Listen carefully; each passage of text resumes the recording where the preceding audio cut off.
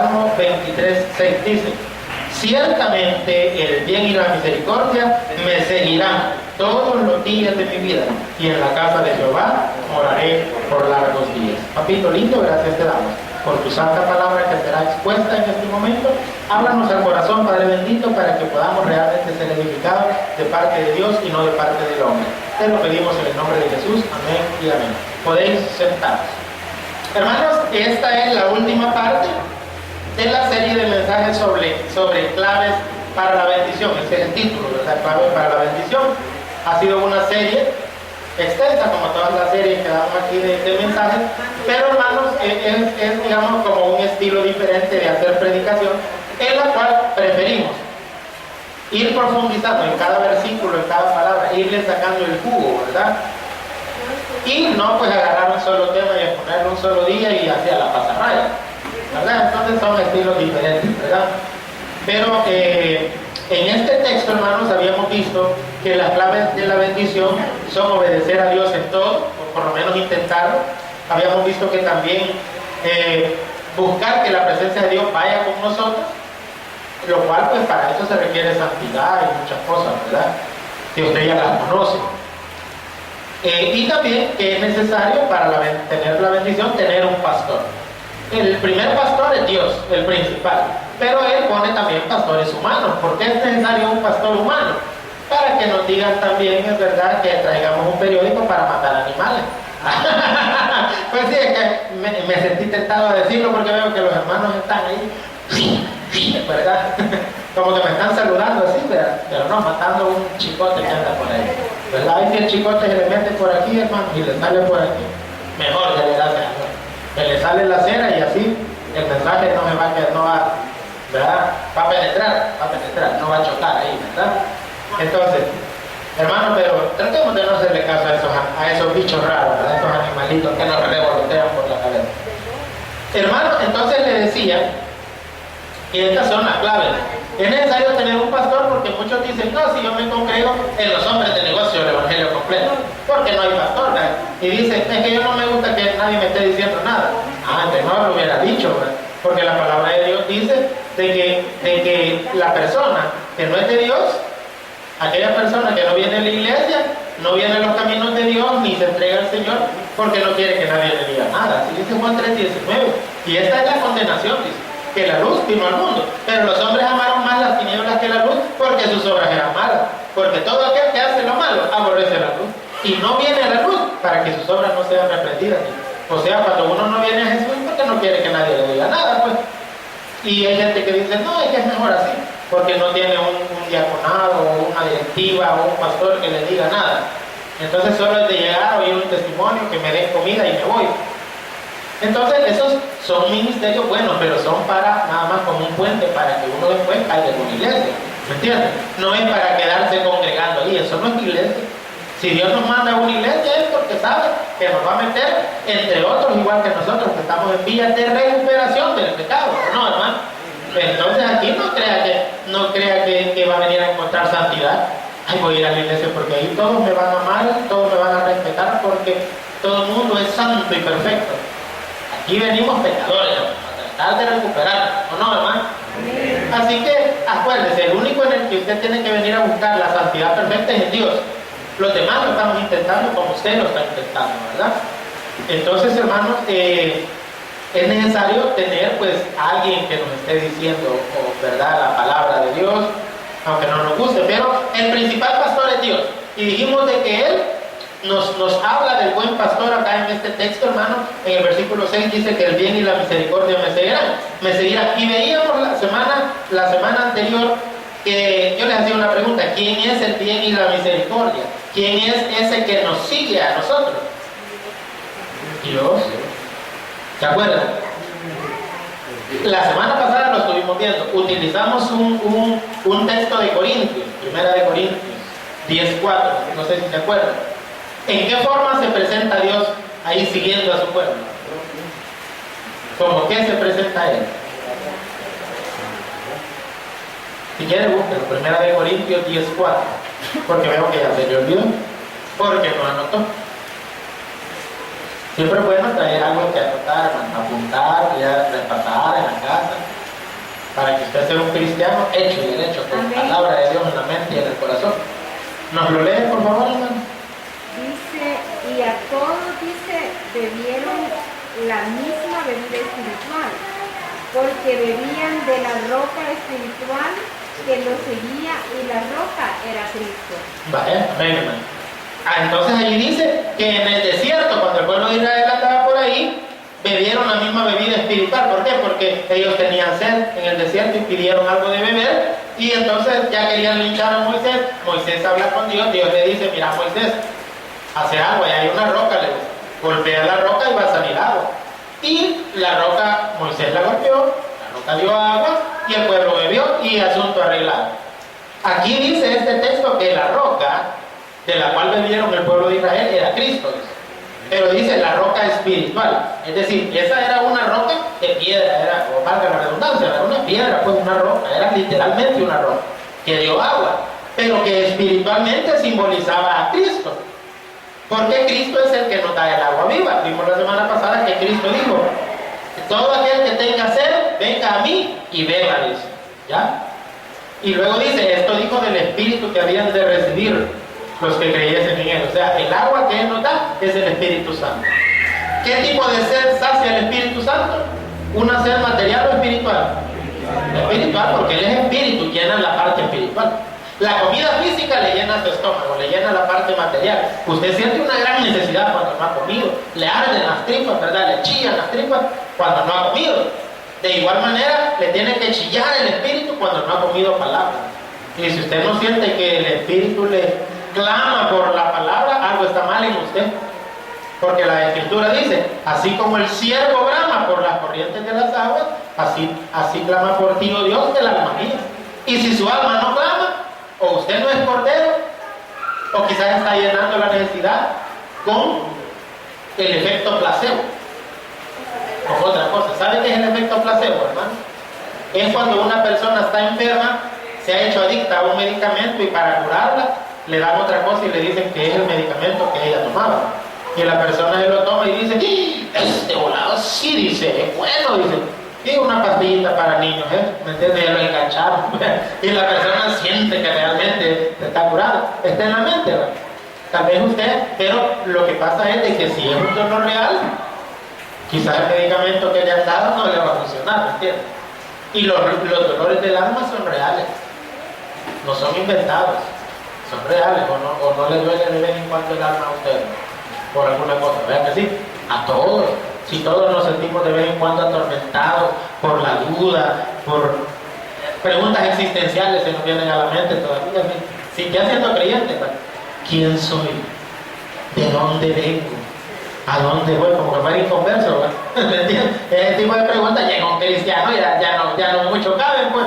Porque ¿quién soy? Un hijo de Dios. ¿De dónde vengo? De mi Creador. ¿A dónde voy? A mi Creador. Amén, hermano. Aquí solo estamos de paso, nada más. De paso, ¿verdad? Así que, pero a veces tenemos dolores en el alma porque se nos murió nuestra abuelita, que porque alguien está enfermo de nuestra familia, que porque no tenemos dinero para pagar la deuda, y hay un dolor, una necesidad, y ahí nos doblamos o lloramos y clamamos en nuestra casa, y ahí sí le pedimos más en serio al Señor, ¿no? Cuando sentimos que ya no podemos más, y hasta soltamos el llanto, y a veces tenemos rencillas con Dios. Y decimos lo mismo que dijo Israel. ¿Está Dios entre nosotros o no? Pues, cuidadito, que fue el mismo pecado que cometió Israel cuando sucedió la historia del agua que salió de la roca. Lo mismito dice la palabra. Y lo vamos a ver. Éxodo 17, 1. Éxodo 17, 1. Toda la congregación de los hijos de Israel, el libro de Éxodo es el segundo de la Biblia, hermano. Después de Génesis, no le va a costar mucho hallarlo. 17 de 1 en adelante. Toda la congregación de los hijos de Israel partió del desierto de Sin, con S. ¿Por qué le hago la aclaración? Porque hay otro desierto de Sin que se escribe con Z, ¿verdad? O sea, esta fue una primera ocasión que les pasó que tuvieron sed y Dios les dio agua. Esta fue una primera vez, pero esta historia se vuelve a repetir. nuevamente más adelante volvieron a tener sed, nuevamente había una roca y nuevamente la roca dio agua. No fue solo una vez, porque la historia se parece y algunos piensan que es la misma historia, como en los evangelios que a veces se repiten las historias. No, esto no.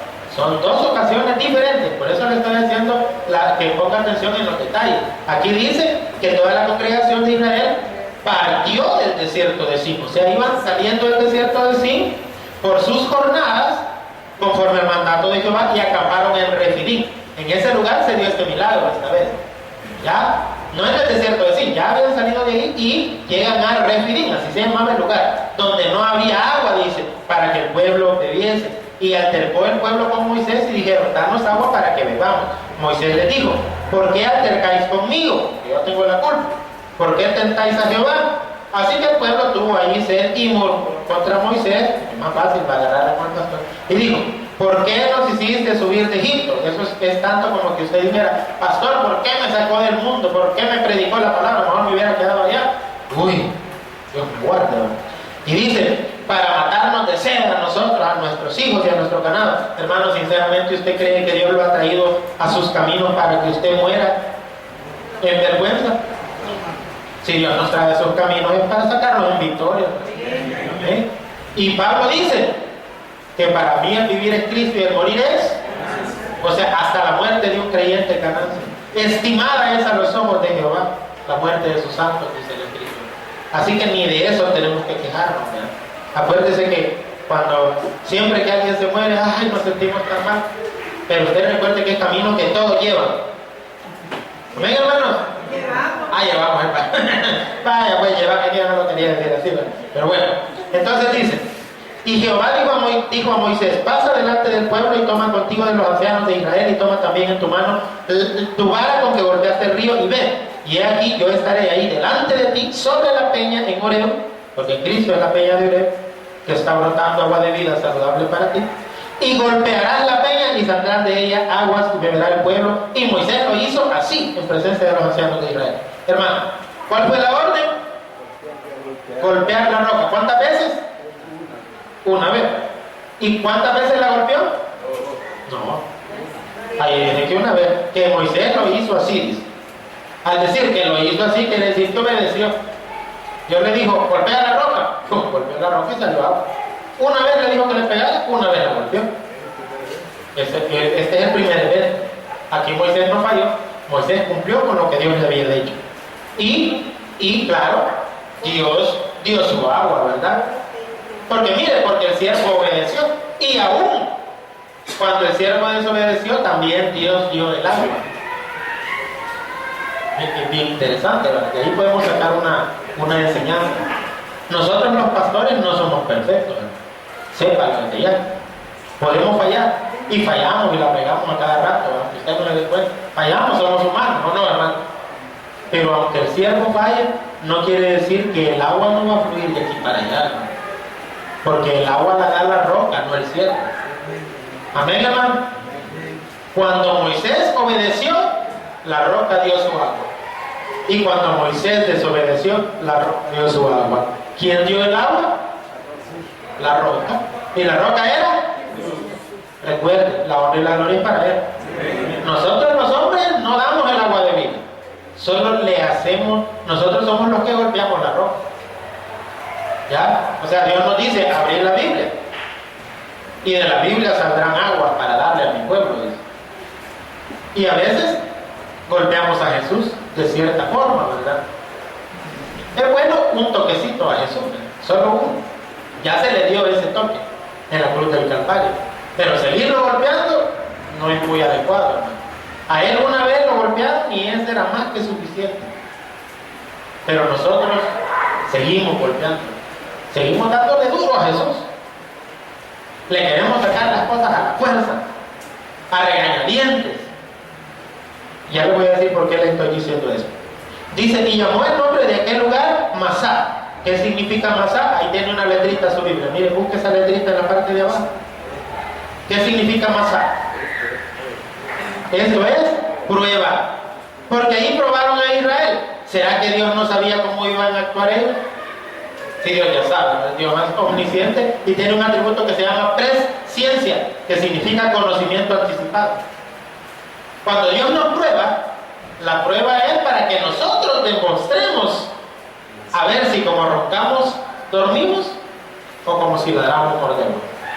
En otras palabras, hermanos, que nosotros nos la picamos y Dios dice, te voy a poner a prueba para que vos veas y vos descubras a través de ese experimento a ver si sos tan bien como vos decís. Dios ya sabe si vamos a fallar o no, pero cuando nosotros nos damos en los dientes, el Señor, disculpame, pues la regué. Es cierto, yo me la llevaba de fuerte y mirá, te fallé, perdoname, ya me lo demostraste, ¿no? No pasé la prueba. Y mire, Masá, y a aquel lugar también le llamaron Meriba. Ahí hay otro numerito o otra letra, búsquelo en la parte de abajo y me dice qué significa. Rencilla. ¿Por qué? Porque el pueblo de Israel, cuando fue probado, en vez de ser humilde y en vez de quedarse callado, comenzaron a pelear con Dios. Hermanos, no peleemos con Dios. No alterque con Dios, no sea terco, pues. Altercar viene de terco. Estar peleando con Dios, estar discutiendo con Dios, solo porque Dios lo ha puesto a prueba. A Job le quitaron todito, hermano. Churrocito lo dejaron. Porque él dice, desnudo salí del vientre de mi madre y desnudo volveré allá. Jehová dio y Jehová quitó. Sea por los siglos Jehová bendito. ¿Es usted tan maduro ya como cristiano como para decir así cuando las cosas le van mal? O solo cuando las cosas le van bien dice usted, gloria a Dios, mi Señor, cómo lo amo yo, aleluya al Señor, santo. Y cuando las cosas le van mal, Dios ni me quiere, quizás. A mí no me bendice, yo lo deseo a los demás y a mí nada. Ay, hermano, no pasó la prueba. ¿Me entiendes? Si usted, cuando le ponen Masá, usted comienza con Meriba, le va a ir mal. No sé si me di a entender con lo que acabo de decir. A usted le ponen Masá, quiere decir le ponen una prueba. Y usted pone Meriba, ¿verdad? O sea, se pone rencilloso, se pone pleitito, pero le va a ir. Mire que en este momento, Dios la dejó pasar, ¿o no, hermano? La dejó pasar, ahí estaba el pueblo. Mire, no dice que haya hecho mayor cosa el Señor, ¿verdad? Pero es que esta historia se vuelve a repetir. Se vuelve a repetir la queja, se vuelve a repetir, bueno, tantas cosas. Vimos que la roca era Cristo. ¿Cuándo Jesucristo dio su agua? Cuando la golpearon. ¿Cuándo fue golpeado? Cuando fue golpeado. ¿Y cuándo golpearon a Cristo? En la cruz del Calvario. ¿En qué momento específicamente Él dio su agua cuando estaba en la cruz? Por costumbre, cuando un reo no había muerto y estaba en la cruz, como en el caso de Jesús, ya iba a ser sábado, ya iba a ser día de reposo. Entonces, para que no quedaran los cuerpos ahí, entonces lo que hacían era que les quebraban las rodillas para que terminaran de morir. Les daban como un mazo, quebraditas las rodillas, estando en la cruz, y morían. Y lo hicieron con timas y gestas, que ni llamaban así, ¿verdad? Así dicen los católicos, a timas y gestas. Es mentira, es chambre católico, por supuesto. Y le quebraron las piernas, pero cuando llegaron a Jesús, como lo vieron ya muerto, ya solo lo bajaron, ¿verdad? Pero antes de eso, dijo el soldado, por si latió, le dijo, y mire, le metió una lanza en el costado. Y dice la Biblia que ¿qué salió? Alguien que me busque Juan 19:34, por favor, y que me lo lea. 34, 19:34, lea. 19:34. Juan 19:34. Hermano René. Sí, perdón, decir ahí como, ¿por qué dijo? Entonces no eran mismas fiestas, entonces ¿cómo que dicen esto? No, es que los católicos dicen que ahí se llamaban los dos ladrones que estaban ahí, pero eso es por tradición, ¿verdad? O sea, tradición es todo lo que no está en la Biblia. Alguien dijo, cerca de la época, más después, quizás allá por el año 200, alguien dijo, se llamaban timas y gestas. Y desde ese tiempo viene, y como los católicos todo lo que les dicen lo creen, ¿verdad? Bueno, sí, lea. Pero uno de los soldados me abrió el costado con una lanza y al instante salió sangre y agua. Amén, gracias, hermano. Mire, dio su agua a la roca, amén, hermano. Mezclada con sangre, ¿y por qué? ¿Para qué se ocupa el agua? Para limpiar y lavar. Para limpiar y lavar, ¿verdad? Y mezclada con la sangre, ¿qué quiere decir? Quiere decir lo que dice primera de Juan 1:7, que la sangre de Jesucristo su Hijo nos limpia de todo pecado. ¿Cómo la ve? Mire, qué bonito, ¿verdad? La combinación de agua con sangre que salió de su costado. Porque como la sangre de Él nos lava, por eso iba mezclada con agua, para que nosotros entendiéramos qué es lo que Dios nos quería decir. Además hay un hecho físico involucrado, que dicen que al traspasarle el corazón, si le estalla el corazón, tiene que salir agua, ¿verdad? Ese es como un hecho científico que dijo un patólogo, por ahí, por eso. Pero en realidad, hermano, ahí está el simbolismo espiritual. Da agua y sangre y mezcladas. ¿Por qué? Porque la sangre de Jesús nos lava como el agua lava. ¿Me entienden? Eso lo dice primera de Juan 1:7. ¿Sí, hermano? Va, espantando los zancudos. Es que yo vi que él iba a decir. Dije yo que le empieza a pegar al hermano que está delante así, ¿verdad? Matarle algún zancudo, ¿verdad? Entonces, hermano, fíjense bien.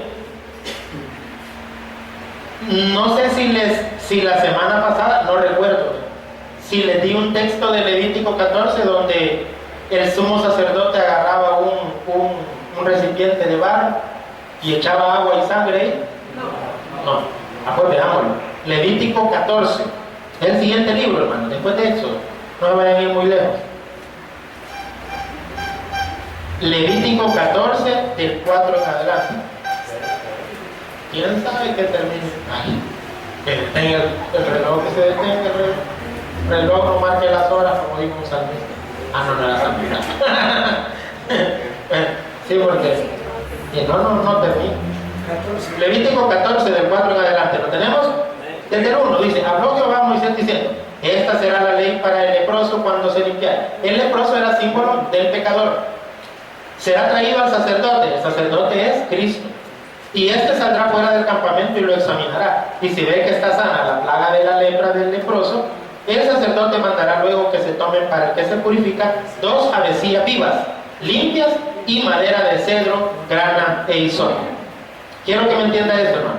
El sacerdote traía 2 avecillas, o sea, como dos palomitas, pues.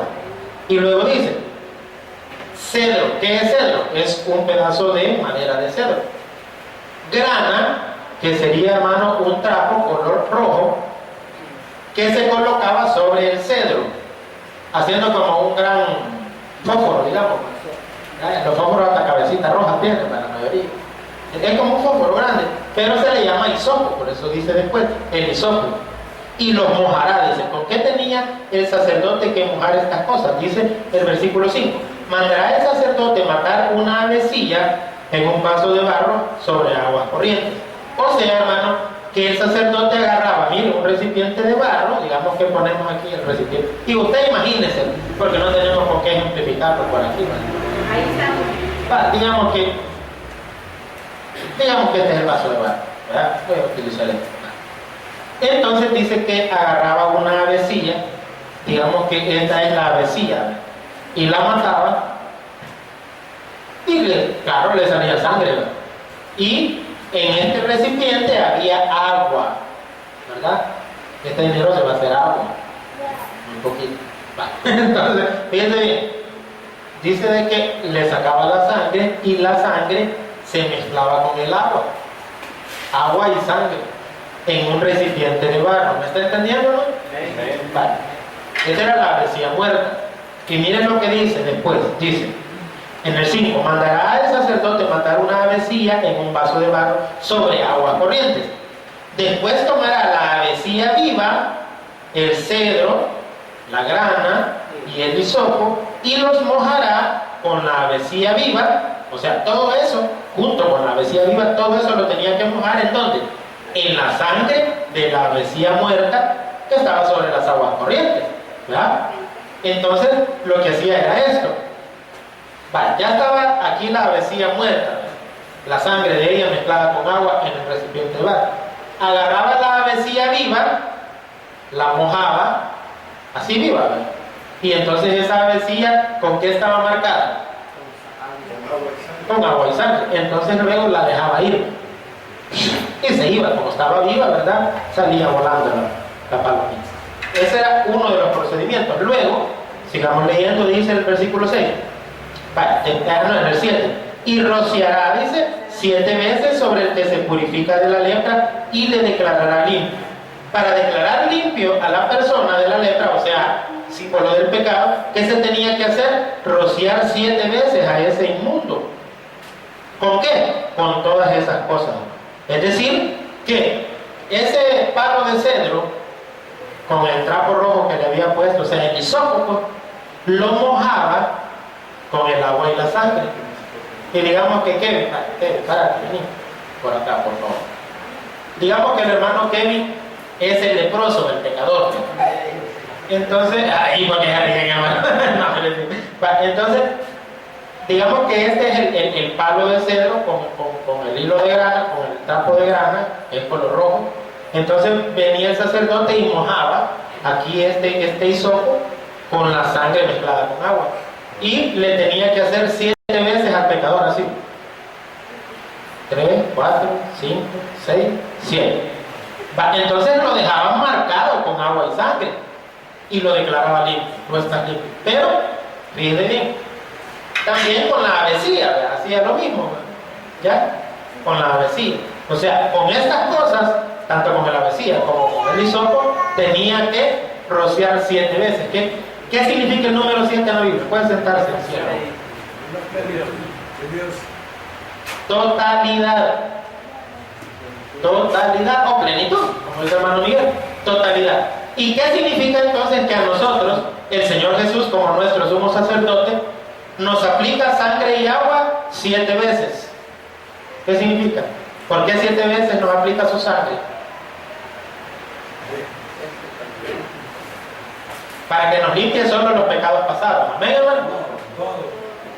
Todo pecado, por eso es el número 7. No vimos ya en 1 de Juan 1:7 que la sangre de Jesucristo, su Hijo, nos limpia de todo pecado. ¿Pero era solo sangre o era sangre mezclada con agua? ¿Qué le salió de aquí, dijimos? Sangre y agua. Con eso, Jesús, fíjense bien, ¿en qué estaba la sangre y el agua, dijimos aquí? En un recipiente de barro. En el caso de Jesús, ¿cuál sería su recipiente de barro donde él tenía su agua y su sangre? Su cuerpo. Vea lo que dice, por favor, 2 de Corintios 4:7. 4:7.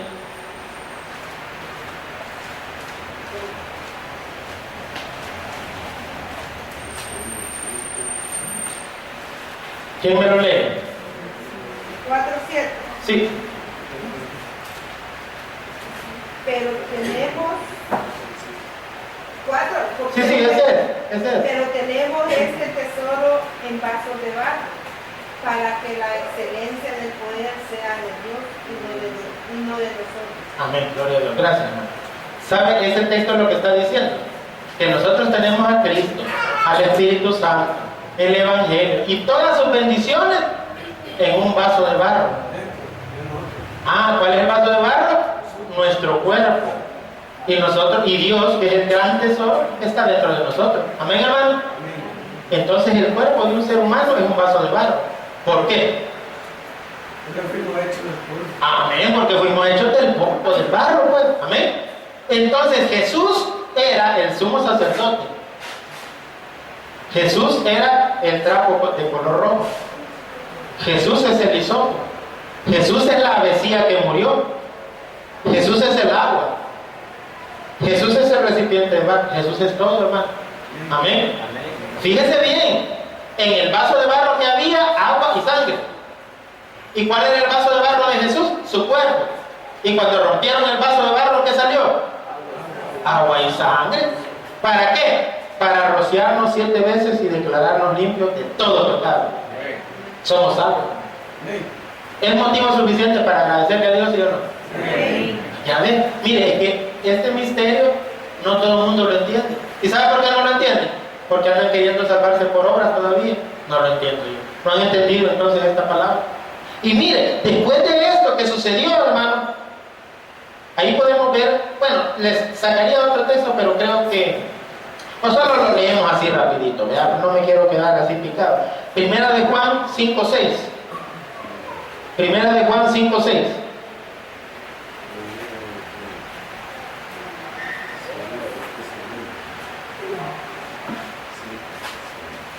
Amén. Léalo, hermano, por favor.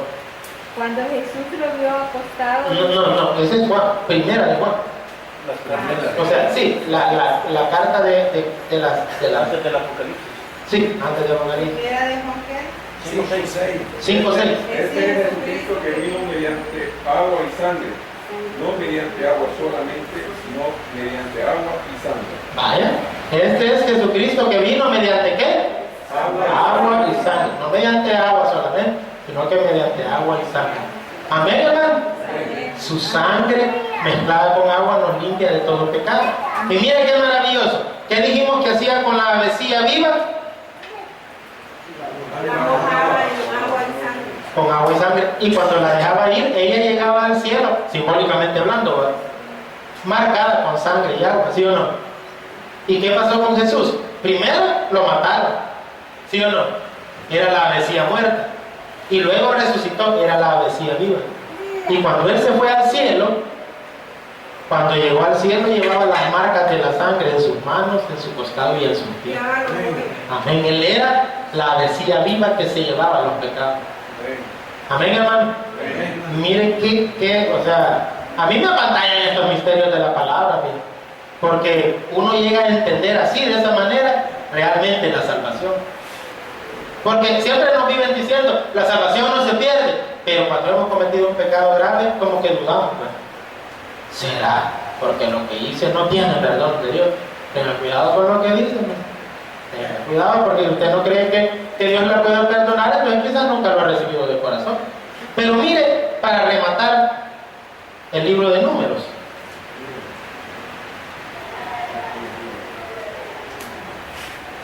Cuarto libro de la Biblia, libro de Números, capítulo 20, versículo 1. 21. Yo creo que la reunión mejor la vamos a dejar para el domingo, ¿no? Lo leo. Número 21. Sí. Llegaron los hijos de Israel, toda la congregación, al desierto de Sin. En la palabra Sin está con S o con Z. Con Z. Con Z, ¿verdad? Entonces no es el mismo evento allá. Acordémonos que ya salieron del desierto de Sin con S y llegaron a Refidim. Aquí no, aquí dice que llegaron a dónde? Al desierto de Sin. En el mes primero. Y acampó el pueblo entonces, dice ahí. Cádiz. En Cádiz. Y ahí murió María y allí fue sepultada. Hermano, ya existía María. Sí, María, la hermana de Aarón y de Moisés, ¿verdad? No la Virgen María, por supuesto. Y mire, y ese detalle no se dice en el otro pasaje, pero mire qué lindo, dice que en ese lugar pasó algo, dice el versículo 2, y porque no había agua para la congregación, se juntaron contra Moisés y Aarón, ya no dice solo contra Moisés, ¿verdad? Sino Moisés y contra su hermano Aarón. Y habló el pueblo contra Moisés diciendo, ojalá hubiéramos muerto cuando perecieron nuestros hermanos delante de Jehová. ¿Por qué hiciste venir la congregación de Jehová a este desierto? ¿Para que muramos aquí nosotros y nuestras bestias? ¿Y por qué nos has hecho subir de Egipto? Otra vez Egipto, ¿verdad? Otra vez la burra al trigo.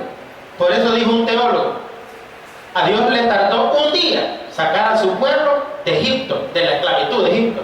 Pero le costó 40 años sacar a Egipto del corazón de su pueblo.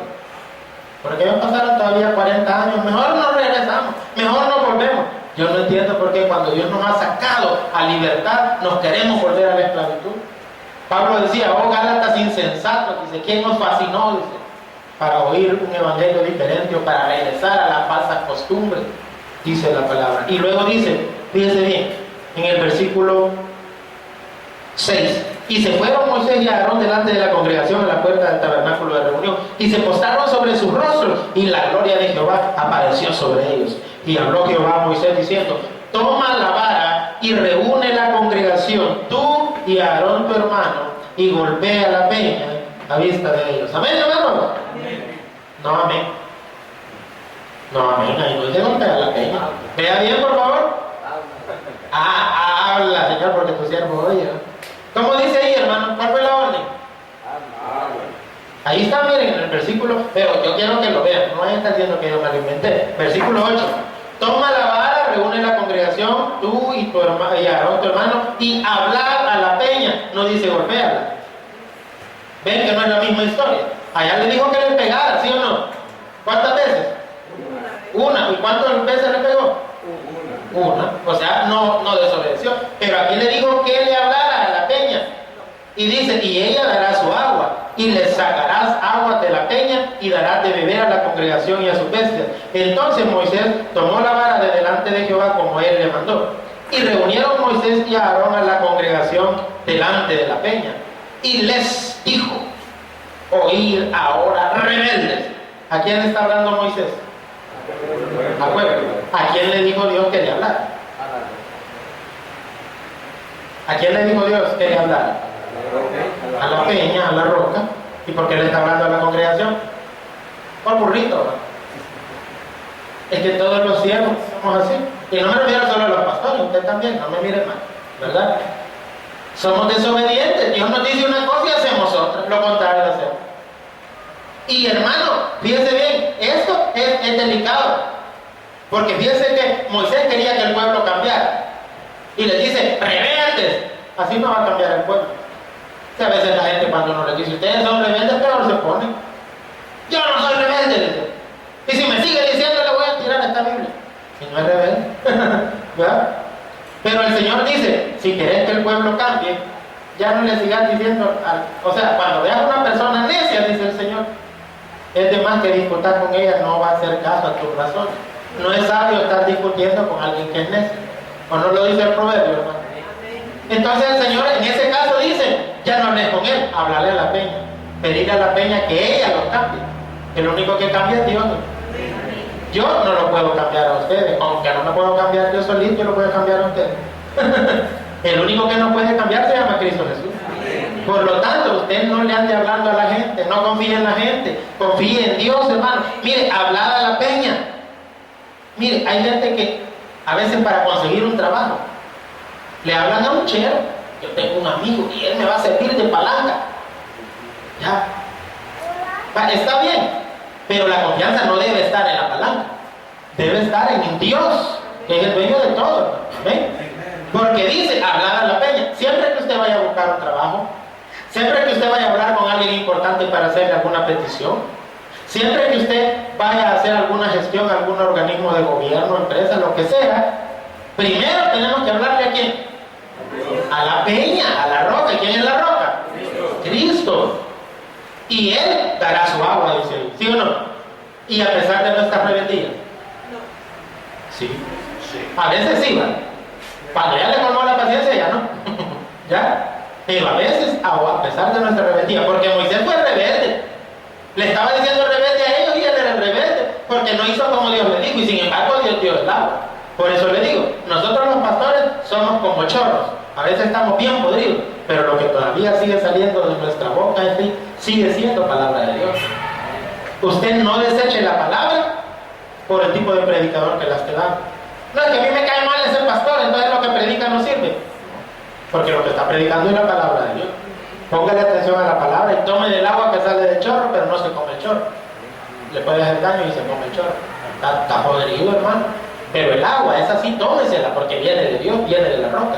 Y mire, dice, y mire qué dijo Moisés: ¿os hemos de hacer salir agua de esta peña? ¿Lo creen o no lo creen? Les dice Moisés, ¿creen ustedes que les podemos hacer salir agua de la roca o no? Ya como diciéndole, ya van a ver que va a salir el agua. ¿Creen que podemos? No. Yo le hubiera dicho a Moisés, no, yo no creo que podamos, Moisés. Y Moisés se hubiera asustado. ¿Y por qué? Porque no sos vos, es Dios el que nos da el agua.